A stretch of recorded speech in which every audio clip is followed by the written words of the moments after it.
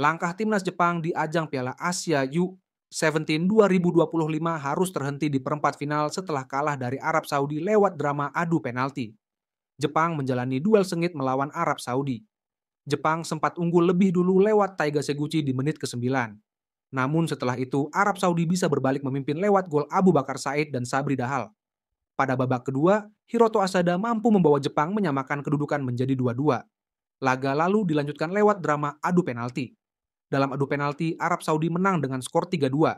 Ada 3 eksekutor Jepang yang gagal melaksanakan tugasnya, yaitu Yuto Kamo, Shota Fujii, dan Ryota Haryu. Berikut ini komentar fans Jepang untuk timnas Indonesia dan para supporter timnas Garuda usai Samurai Biru tersingkir dari Piala Asia U17. Belakangan ini sepak bola ASEAN semakin menguat. Hebat sekali, mari kita buat sepak bola di Asia semakin seru. Di Asia Tenggara, Indonesia menjadi satu-satunya tim yang paling bersinar di kompetisi internasional seperti AFC, mulai dari senior hingga U17 dan U23, dan hanya U20 yang performanya lebih buruk.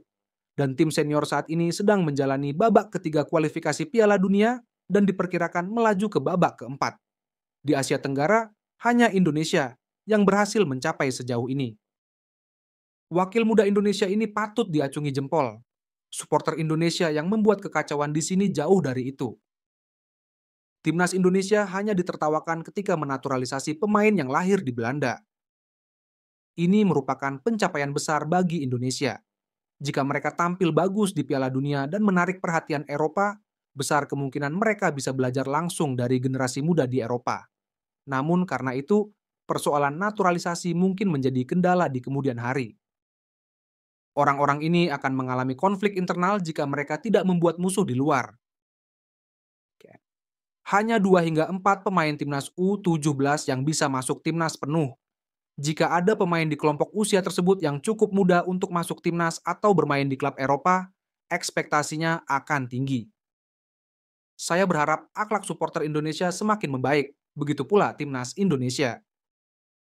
Itu yang membuat saya khawatir. Apakah supporter Indonesia akan bersikap baik? Kita tidak tahu. Apakah mereka akan merusak pemandangan di internet? Kita juga tidak tahu. Jadi biarkan mereka beristirahat dulu dengan sopan santun. Saya pikir Asosiasi Indonesia akan menjadi kekuatan besar di Asia di masa depan jika popularitas pendukungnya meningkat. Pasalnya sepak bola di Asia Tenggara sangat kompetitif dan jumlah negaranya terlalu banyak.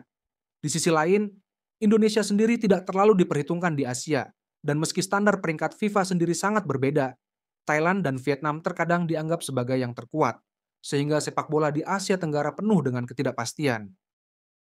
Bagaimanapun, Indonesia beruntung, mungkin mereka akan finish pertama di Piala Dunia U17.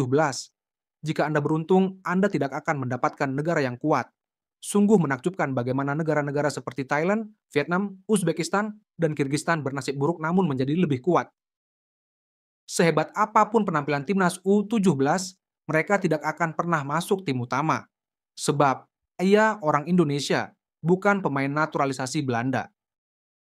Alasan negara-negara ASEAN tidak menyukai Indonesia bukan karena kuat, tapi karena kepribadiannya. Dia menghancurkan dirinya sendiri dengan 3 back. Dengan hasil ini, kemungkinan besar pelatih akan dipecat. Akhir-akhir ini banyak orang yang mendengar rumor buruk tentang Indonesia akibat komentar negatif sebagian orang. Dan hal tersebut bukan tanpa alasan. Orang Korea bersikap rasis terhadap orang Indonesia dan warga negara ASEAN lainnya. Orang Indonesia sangat ramah dan tidak segan-segan mengundang orang asing ke rumahnya untuk makan bersama. Yang terpenting, jangan pernah bertengkar kecuali ada yang memulai perkelahian. Sedikit mengejutkan, Indonesia menjadi juara. Saya pikir korban terbesar adalah para pemain. Media menghujat dan para pendukung ikut-ikutan, memberikan kesan buruk pada tim dan memberikan tekanan ekstra pada mereka. Menurutku, provokasi supporter Indonesia akan berdampak pada negara mereka sendiri. Untuk saat ini, ada baiknya negara-negara yang pendukungnya berperilaku buruk dan menjelek-jelekkan media sosial negara lain harus kalah. Karakteristik nasional supporter Indonesia adalah kurangnya rasa hormat. Terlihat dari perkataan dan tindakan supporter Indonesia pada babak kualifikasi final Asia, terlihat jelas bahwa karakter bangsa kurang sportif dan tidak bisa menghargai lawan jika hasilnya tidak sesuai keinginan. Terus terang, Ini adalah sifat nasional yang tidak boleh dibolehkan mengikuti kompetisi internasional.